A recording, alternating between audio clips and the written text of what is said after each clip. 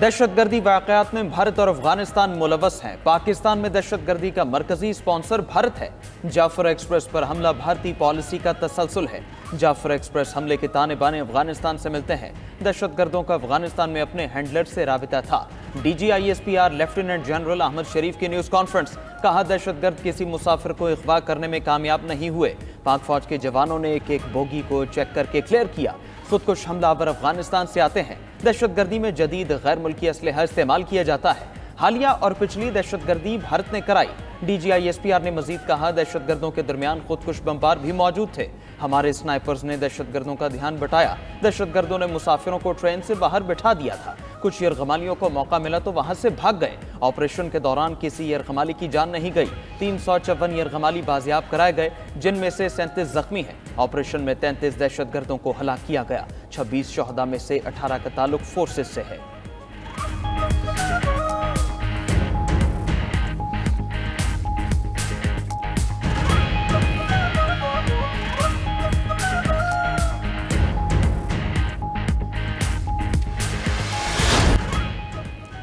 Train हमले पर भारतीय मीडिया दहशतगर्दों को सपोर्ट कर रहा था। हमले को भारतीय मीडिया ने बहुत कवरेज दी। DGISPR लेफ्टिनेंट जनरल अहमद शरीफ का कहना है कि एक प्रोपेगेंडा वीडियो दहशतगर्दों ने भारतीय मीडिया को जारी की। भारतीय मीडिया ने हमले को कारनामे के तौर पर दिखाया। AI तस्वीर और जाली वीडियो से भारत बयानिया बनाता रहा। भारतीय मीडिया फेक वीडियो में दिखाता रहा कि ट्रेन जल रही है। भारतीय मीडिया पुरानी वीडियोज में भी सोशल मीडिया से उठा कर चलाता रहा।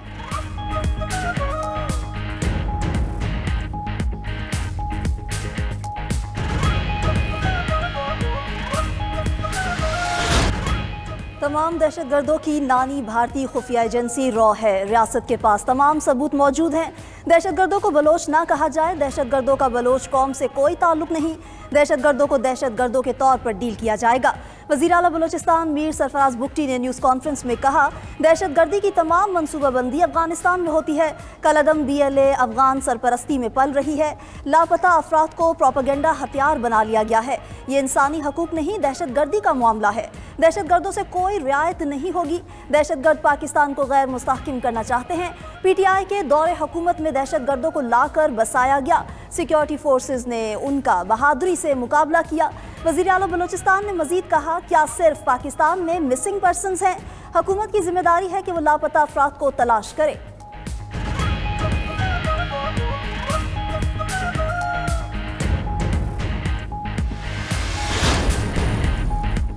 वज़ीर आज़म शहबाज शरीफ का दहशतगर्दी के खात्मे के लिए पुख्ता आज़म का इजहार। वज़ीर आज़म शहबाज शरीफ से यूरोपीय यूनियन के सफ़ीर डॉक्टर रीना क्यूनका की मुलाकात। वज़ीर आज़म ने जाफर एक्सप्रेस ट्रेन पर हालिया दहशतगर्द हमले के लिए ताज़ियत पर यूरोपीय यूनियन के सफ़ीर का शुक्रिया अदा किया। वज़ीर आज़म से मारूफ कारोबारी शख्सियात के वफ़द की भी मुलाकात। वज़ीर आज़म शहबाज शरीफ ने सरमायाकारी और बरामदात में इजाफे पर हर किस्म की मुआवनत की यकीन दहानी करा दी। वज़ीर आज़म ने कहा कि मुल्क में तवील मुद्दती सरमायाकारी की मरबूत स्कीम लाई जाएगी। मईशत तरक्की की जानिब तेजी से गामजन है। कारोबारी बरादरी के मसाइल का हल अवलीन तरजीह है।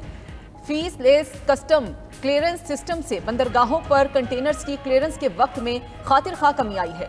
सनतों को बेहतरीन अफरादी कुव्वत की फराहमी के लिए नौजवानों को तरबियत की फराहमी यकीनी बना रहे हैं। शुरा के वज़ीर आज़म के उड़ान पाकिस्तान प्रोग्राम के रोड मैप की तारीफ।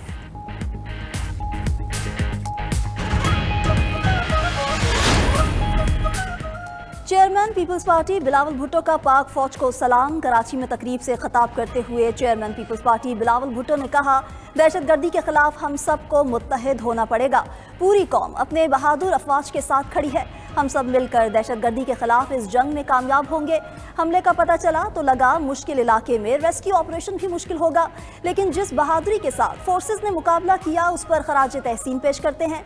मजीद कहा, सिंध असेंबली ने पानी के मसले पर एक वाज़िया पैगाम दिया है। कुछ लोगों को मामले की संगीनी का एहसास होना अच्छी बात है। मसाइल का हल सियासी अंदाज में ही निकल सकता है। इस जिद्दोजहद में सिंध की आवाम को मायूस नहीं करेंगे।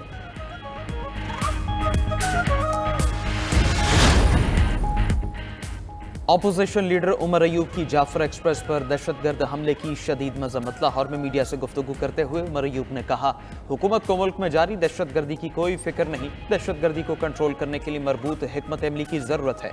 मुल्क में आवे कावा बिगड़ा हुआ है। पंजाब में कच्चे के डाकुओं ने पक्के के डाकुओं को डरा कर रखा हुआ है। मुल्क के मौजूदा चीफ इलेक्शन कमिश्नर गैर आईनी है। उमर अयूब ने ऐवान में बोलने की इजाजत न मिलने का शिकवा भी किया।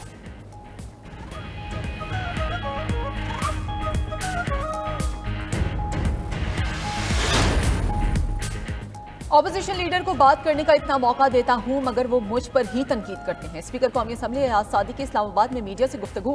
कहा कि पीटीआई वाले ऐवान को गैर कानूनी कहते हैं। ऐवान अगर जाली है तो क्या चेयरमैन कायमा कमेटी गैर कानूनी नहीं? अब मैं पीटीआई की कायम करदा रिवायात को देखूंगा। जिस तरह ये प्रोडक्शन ऑर्डर जारी करते थे या सब जेल बनाते थे उसी को दोहराएंगे। अब मैं रूल्स के मुताबिक काम करूंगा। वज़ीर दिफा ख्वाजा आसिफ कहते हैं कि पीटीआई कहती है कि दहशतगर्दी के खिलाफ साथ बैठेंगे लेकिन पहले हमारे बानी को रिहा करो। ये कहते हैं कि बानी पीटीआई नहीं तो पाकिस्तान नहीं।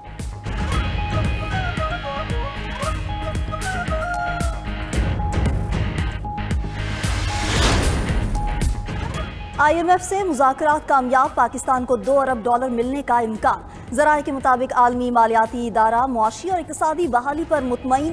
कर्ज की किस्त देने के लिए हुकूमत को ग्रीन सिग्नल दे दिया। पाकिस्तान को $1 अरब कर्ज और $1 अरब क्लाइमेट फाइनेंसिंग की मद में मिलेंगे। ज़राए वज़ारत ख़जाना के मुताबिक पाकिस्तान ने भी IMF को $2 अरब देने की दरख्वास्त की थी। कर्ज किस्त और क्लाइमेट फाइनेंसिंग की मंजूरी एक साथ ही दिए जाने का इम्कान। IMF वफ़द ने दरख्वास्त मंजूरी के लिए एग्जीक्यूटिव बोर्ड में पेश करने की यकीन दहानी कराई। क्लाइमेट फाइनेंसिंग के लिए IMF ग्राउंड वर्किंग को मॉनिटर करेगा। एग्जीक्यूटिव बोर्ड से कर्ज की मंजूरी अप्रैल या मई में दी जा सकती है। पाकिस्तान क्रिप्टो काउंसिल का बाज़ाबिता क़याम अमल में आ गया। मुल्क में डिजिटल फाइनेंस के नए दौर का आगाज। वज़ीर ख़जाना मोहम्मद औरंगज़ेब पाकिस्तान क्रिप्टो काउंसिल के सरबराह मुक़र्रर। वज़ीर ख़जाना के चीफ एडवाइज़र बिलाल बिन साकिब काउंसिल के CEO होंगे। पाकिस्तान क्रिप्टो काउंसिल के इब्तदाई बोर्ड मेंबरान में गवर्नर स्टेट बैंक शामिल, chairman securities and exchange commission, विफाकी सेक्रेटरी कानून और विफाकी सेक्रेटरी IT भी काउंसिल का हिस्सा है। वज़ीर ख़जाना का कहना है दुनिया तेज़ी से डिजिटल फाइनेंस की तरफ बढ़ रही है। पाकिस्तान क्रिप्टो काउंसिल का क़याम जदीदियत के फ़रोग़ की तरफ कदम है। सरमायाकारों और मालियाती निज़ाम के तहफ़्फ़ुज़ को यकीनी बनाया जाएगा। हम एक ज़िम्मेदार और तरक्की पसंद क्रिप्टो इकोसिस्टम के क़याम के लिए पुरज़्म है। ये पाकिस्तान की मईशत में मुस्बत किरदार अदा करेगा। सोशल मीडिया पर मनफी प्रोपेगेंडा के इल्ज़ामात की तहक़ीक़ात। अलीमा खान आज भी GIT के सामने पेश ना हुई। अलीमा खान की जगह उनके वकील खालिद यूसुफ GIT के सामने पेश। अलीमा खान की जानिब से इस्तदा की कि GIT में पेशी के लिए मुनासिब तारीख दी जाए। ज़राए के मुताबिक GIT ने अलीमा खान को दोबारा 19 मार्च को तलब कर लिया। दूसरी तरफ मशाल यूसुफजई की बानी चेयरमैन से मुलाकात रोकने के खिलाफ केस की समाअत। इस्लामाबाद हाई कोर्ट ने लॉ क्लर्क को डियाला जेल भिजवाने के लिए कमीशन मुकर्रर कर दिया। अदालत की सुपरिटेंडेंट जेल और IG इस्लामाबाद को बयान हल्फी पेश करने की हिदायत।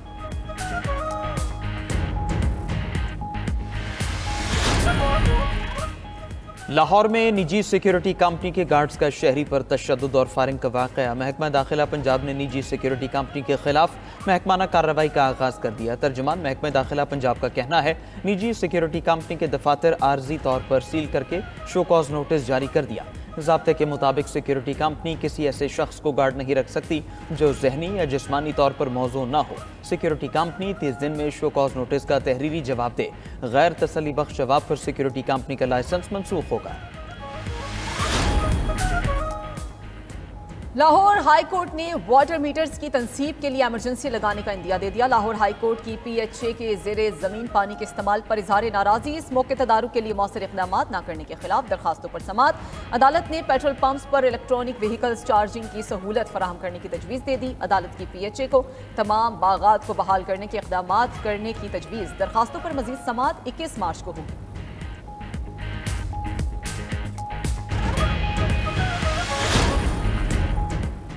अमरीका की मुज़ाकरात से इनकार करने पर ईरान को सजा। कई ईरानी शख्सियात, ऑयल टैंकर्स और तिजारती कंपनीज पर पाबंदियां लगा दी।